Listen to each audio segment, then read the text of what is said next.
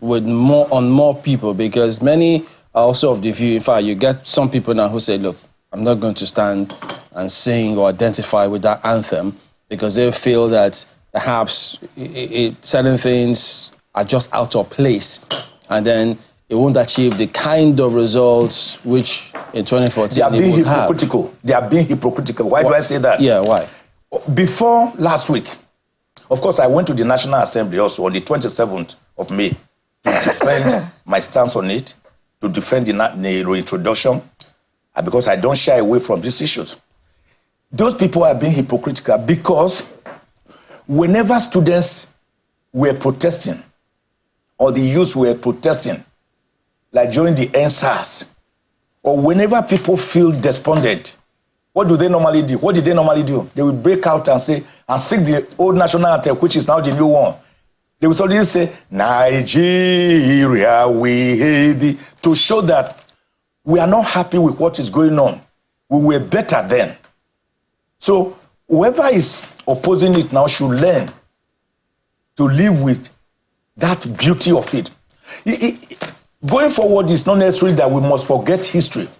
The reason a vehicle has a large windshield in front, is to make you see the front, the future, right?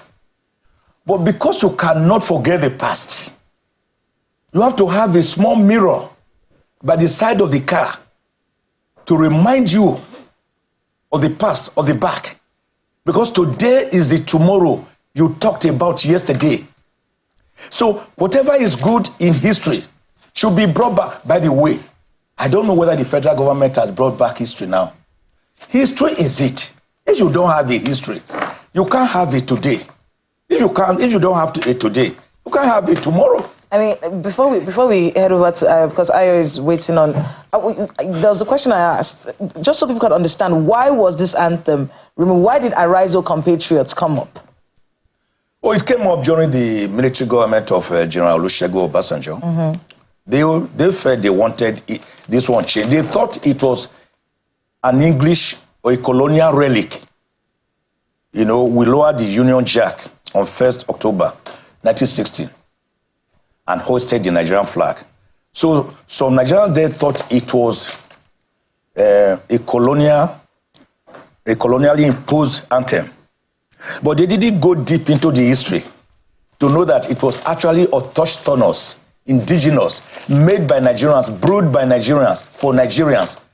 The fact that these workers who were in the service of Nigeria were foreigners did not matter, because entries came, they won. And it was headed, the panel was headed by a Nigerian.